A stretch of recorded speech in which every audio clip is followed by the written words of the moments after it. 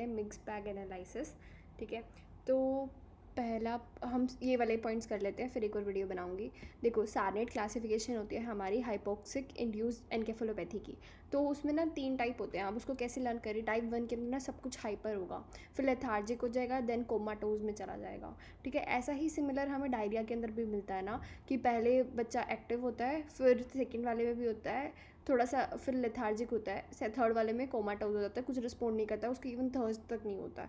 तो ऐसे ही same logic है, मोरो will be present and good prognosis होता है हमारा टाइप 1 का। ठीक है, जल्दी पकड़ लो आप। एंड CNS हो गया ना, तो फिर वो डिप्रेस होता रहता है। फिर आता है हमारा हेरिडिटरी स्फेरोसाइटोसिस। ठीक है, अब इसमें क्या होता है, एनकारिन, स्पेक्ट्रिन एंड बैंड के अंदर दिक्कत होती है, ये याद रखना है। ये इमेज किसकी है पता है? ये ना हमारा कालाजार है। तो हमारा लीशमैनिया हो गया, मिल्टेफोसिन देते हैं अगर तुम ओरल दे रहे हो तो, अदरवाइज़ हम एम्फोटेरिसिन बी देते हैं। ठीक है, ये इंपॉर्टेंट है। देखो, ल्यूकोसाइट एडहेशन में हमारा डिफेक्ट होता है, तो वो 1 2 3 टाइप का होता है। 1 को आप इमेजिन करें इन आई जैसा। ठीक है, 1 और आई सेम ही दिख रहा है, राइट? तो इंटीग्रेन हो गया। लेकिन आप कंफ्यूज मत हो ना, बीटा 2 से आगे बताती हूँ। अब क्या होएगा, इसके अंदर डिलेड अम्बिलिकल कोड हो जाती है, सेपरेशन।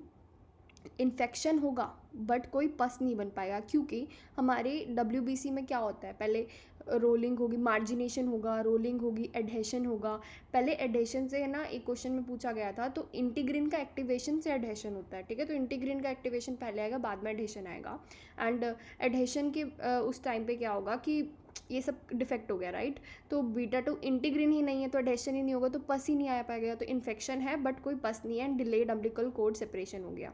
ठीक है, एंड साइलल 2 के अंदर क्या होता है, 2 से याद रखना A और बी सेकंड होता है, तो बॉम्बे ब्लड ग्रुप। बीटा 2 से प्लीज़ कंफ्यूज मत करना इसको इंटीग्रिन आगे भी देख लेना। बीटा 2 से बॉम्बे ब्लड ग्रुप हो गया, इसको साइलल ल्यूइस एक्स बोलते हैं, जो कि हमारा WBC पे होता है और उसमें डिफेक्ट होता है। इंटीग्रिन भी हमारा WBC पे ही था।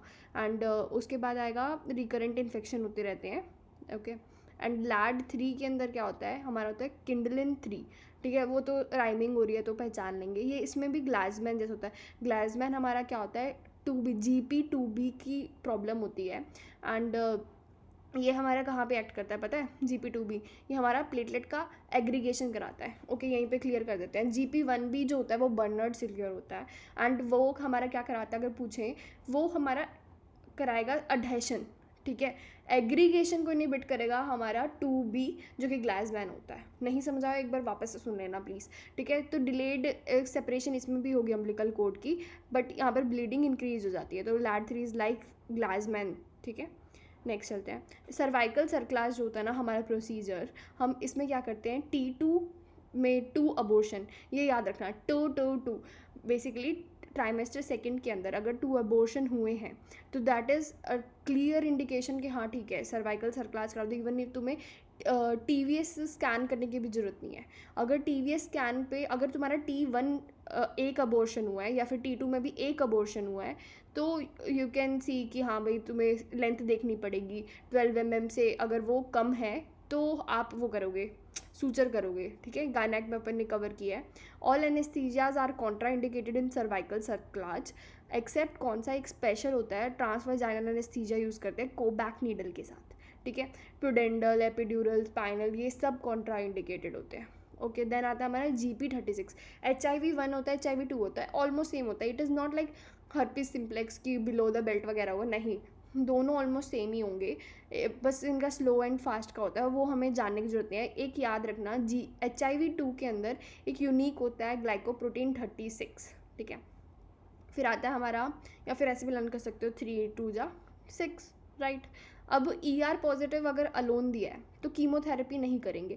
अगर हम कीमोथेरेपी करेंगे तो हम किस में करते हैं, HER पॉजिटिव में आप कर सकते हैं, बट ER पॉजिटिव में hormonal is indicated. Triple negative में also you can do. Nodal positive में तो ऑब्वियसली कीमोथेरेपी का मेन एम होता है हमारा साइज डिक्रीज होना, बट ER के अंदर हम नहीं करेंगे। इसमें हम अपनी ड्रग्स देते हैं ना, अगर उसको अगर कोई पोस्ट मेनोपोजल है तो हम टेमोक्सिफिन वगैरह दे देंगे, अगर अदरवाइज़ हम कुछ और देंगे। ठीक है, फिर आता है पेनेक्टमी। पेनेक्टमी में एक होता है टोटल, जिसमें हमें पूरा ही पेनिस काटना पड़ता है, जबकि पार्शियल वाले में ना कितना स्टम्प छोड़ेंगे पूछते हैं, 2 सेंटीमीटर स्टम्प को छोड़ दो। मोस्ट सर्जरी होती है जब सिर्फ इन सीटू हुआ है, तो हम उसको क्या करेंगे, उसको ही हटा देंगे उस पर्टिकुलर पार्ट को along with 2 centimetre wide margin. ठीक है, हमें वो जो होना पड़ेगा। एंड हाँ, ब्रेस्ट सिस्ट जो होती है, अगर तुमने एस्पिरेट करने पे ब्लड आ रहा है तो you have to do core biopsy उसका, या फिर एक्सीजन करना पड़ेगा। जबकि अगर क्लियर फ्लूइड है ना, then you can re aspirate 1-2 बार, इट्स ओके। एंड हाँ, डायफ्राम में इंपॉर्टेंट ये है कि एक ना ट्रिक होती है, फेमस है, I ate 10 eggs at 12। I8 का मतलब क्या हुआ, T8 लेवल पे IVC होगा, जो कि इसके अंदर हमारा दिखा रखा है, ये ब्लू, ये कहाँ पर है, सेंट्रल टेंडन। तो हमारा I8 लेवल कहाँ पर है, सेंट्रल टेंडन पे, ठीक है। फिर उसके बाद आएगा IVC हो गया। एंड इसमें देखो ट्रिक के अंदर नहीं आ रहा, तो आपको याद रखना है फ्रेनिक नर्व। ये भी क्वेश्चन आ चुका है कि phrenic nerve and vagus nerve में बताओ कौन सी इंटीरियर कौन सी पोस्टीरियर। तो फ्रेनिक नर्व इंटीरियर होती है, जैसा कि हम इसमें देख सकते हैं, ठीक है। फिर उसके बाद 10 एग्स में T10 लेवल पे हो जाएगा हमारा ईसोफेगस एंड वेगस, ठीक है। ईसोफेगस वेगस नाम में ही राइमिंग है यार, एंड ये पोस्टीरियर होता है। एट 12 के अंदर A फॉर अयोटा होगा, A फॉर अजाइगस एंड हेमिजाइगस को साथ में याद रखना, एंड थैलासिक अयोटा हो जाएगा। देखो हमारी ये जो नीचे नीचे अयोटा जाती रहती है ना, डिसेंडिंग वाली, उसके ना पार्ट के रिस्पेक्टिव मैंने नाम रख दिया। अब ये डायफ्राम को क्रॉस करके क्या हो जाएगी, abdominal aorta. And abdominal aorta में हमने पढ़ा था at the lower border of L1 level, SMA आती है, जो हमारी लेफ्ट रीनल वेन को कंप्रेस कर लेती है एंड नट क्रैकर सिंड्रोम करती है, ठीक है, कल पढ़ा था हमने, ओके। फिर आता है हमारा थोरेसिक अयोटा हो गया, ये होता है हमारा क्रस्ट के पास मस्कुलर। हाँ, आप ना पीछे पीछे जाते जा रहे हो। I8 10 eggs at 12, सॉरी, ठीक है। फिर उसके बाद आएगा हमारा ये फोरेंसिक का। देखो क्या होता है कि अगर डेड बॉडी आपकी आइज़ ओपन है तो ड्राइनेस आएगी, राइट। उस ड्राइनेस के कारण एपिथेलियम की क्या होता है, टेकिनोयर बन जाता है, जैसे ये बना हुआ है ट्राइंगल सा। ये ड्राइनेस के कारण एपिथेलियम पूरी ख़राब हो गई। धीरे धीरे क्या होगा, अब अंदर जो ब्लड वेसल है ना, वो फ्रेगमेंटेड हो जाएगी, उसको हम बोलते हैं किवॉर्कियन साइन। अब ये जो काला काला सा बन रहा है, ये टॉर्डे स्पॉट्स होते हैं, स्पॉट्स से नाम समझ आ रहा है, स्ट्रैंगुलेशन हो जाते हैं, पेटिकेस बन जाते हैं। एंड विट्रस ह्यूमर में याद रखना है K+ जो लेवल होता है ना, वो बढ़ता रहता है। एंड IOP वगैरह भी कोलैप्स हो जाता है, फ्लैसिड सी आईबॉल हो जाती है। एंड टाइम सिंस डेथ भी बताता है हमारा विट्रस ह्यूमर का पोटेशियम का बढ़ना, ठीक है। अब मैं ये नेक्स्ट में कवर करती हूँ, ठीक है। देखते हैं कुछ और कवर। हाँ, क्लोज़ापिन जो होता है ना, M4 एगोनिस्ट एक्शन के कारण वेट पिलो होता है, क्योंकि ड्रिबलिंग होती रहती है ना माउथ से, इसके कारण, ठीक है। ये सब हमने कवर कर लिया था, एटाविज्म सब हो गया। विंटर फार्मूला रिवाइज कर लेते हैं। PaCO2 जो होता है, देखो आपको क्या करना है, इसको ध्यान से देखना है। PaCO2 HCO3, ठीक है। HCO3 का 3 ले लो, PaCO2 का 2 ले लो, 3/2 हो गया। प्लस 3 को आगे डंडा रख रहे हो तो 8 जैसा दिख रहा है ना, तो +8 कर दो, एंड 2 तो था ही हमारे पास, +-2 कर दो। इससे पता चल जाएगा कि कंपेंसेटेड है कि नहीं है, ठीक है। और ठीक है, ये पढ़ लेते हैं। देखो क्लाइमीडिया में जो होता है LGV होता है, ठीक है। LGV करता है, ये पेनलेस अल्सर होता है, लेकिन पेनफुल ब्यूबोज होंगे, ये याद रखना है। अदरवाइज हमने पेनफुल सिर्फ चांसरॉइड किया होता है याद। एंड चांसरॉइड में फिश ऑफ स्ट्रीम मिलता है, हाँ, स्कूल ऑफ फिश स्ट्रीम मिलता है। क्लेप्शेला ग्रेनुलोमेटस करता है, डोनोवन बॉडीज, डोनोवन एसिस, ये सब अपन ने पढ़ा था। एंड पेनफुल ब्यूबोज इसमें होते हैं, एंड ठीक है। और इसके अलावा डॉक्सीसाइक्लिन इसकी ट्रीटमेंट में देते हो आप, अगर वो काम नहीं कर रहा पूछते हैं तो एरिथ्रोमाइसिन याद रखना। पता है एरिथ्रोमाइसिन के बारे में एक खास बात बताती हूँ, मैं पढ़ाऊँगी।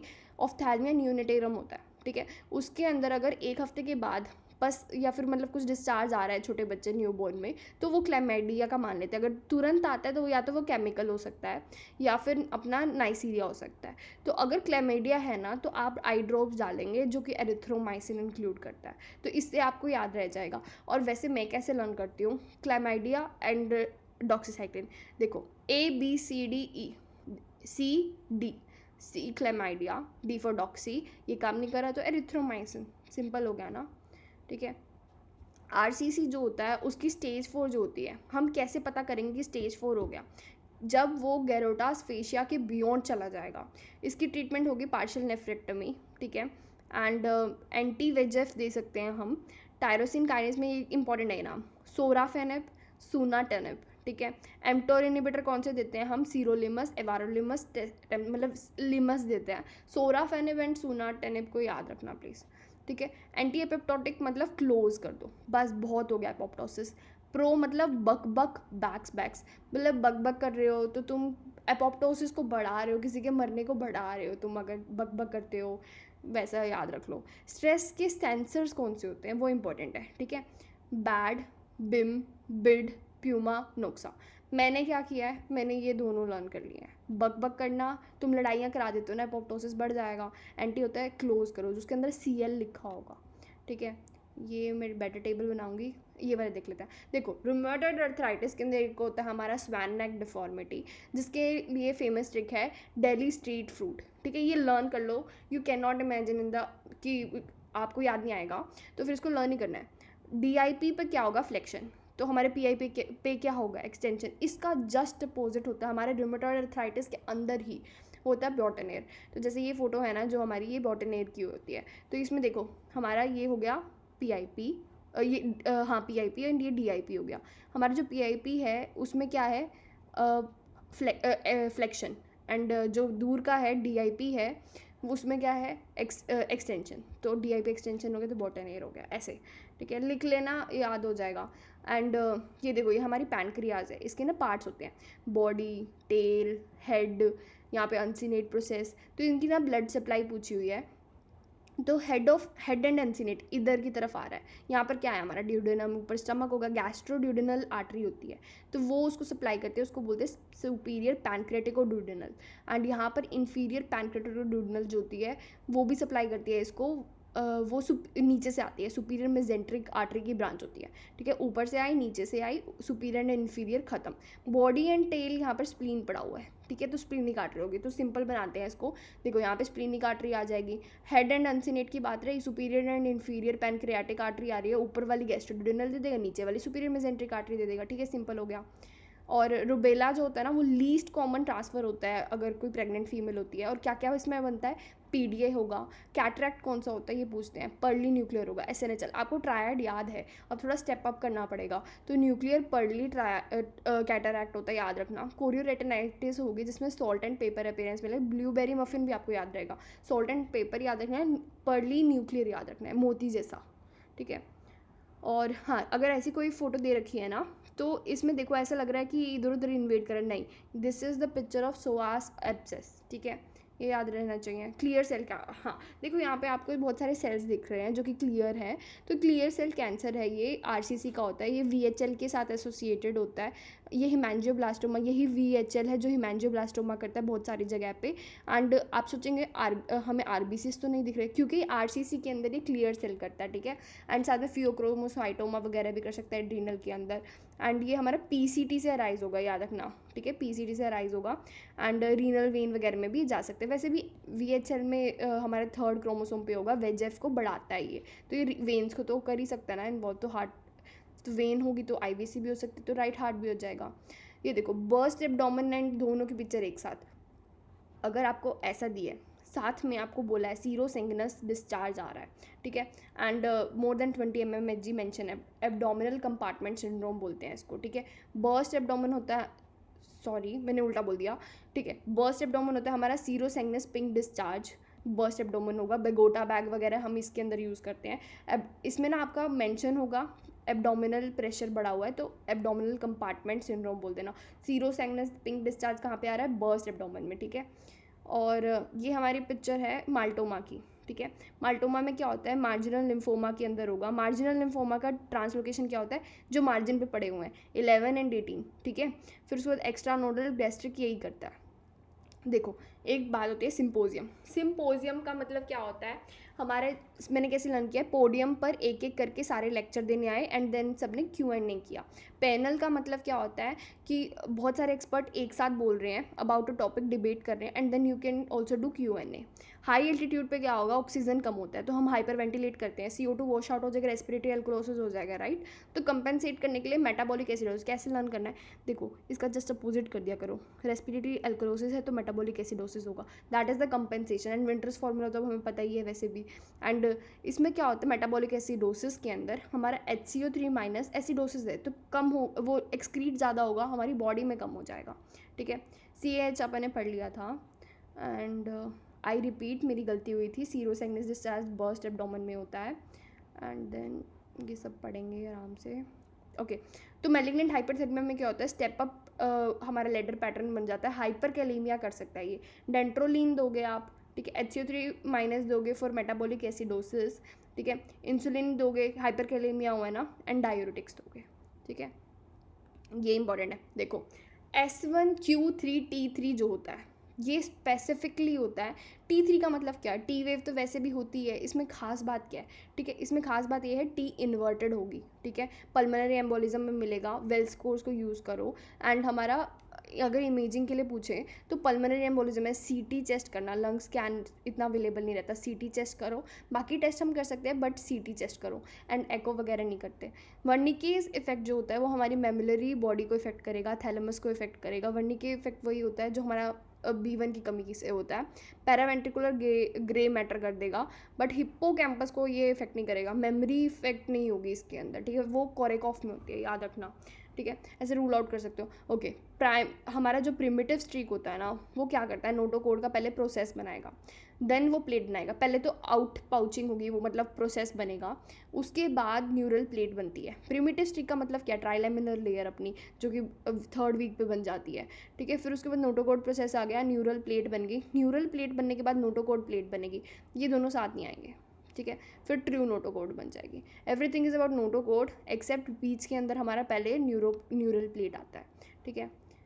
ये सब हम नेक्स्ट में करते हैं, ठीक है। Thank you.